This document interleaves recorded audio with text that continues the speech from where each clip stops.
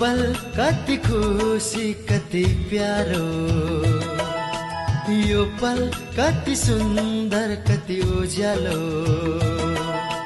सक्ने भए म त बाँधेरै राखिदिन्थे समयका पहिला, छेकेरै राखिदिन्थे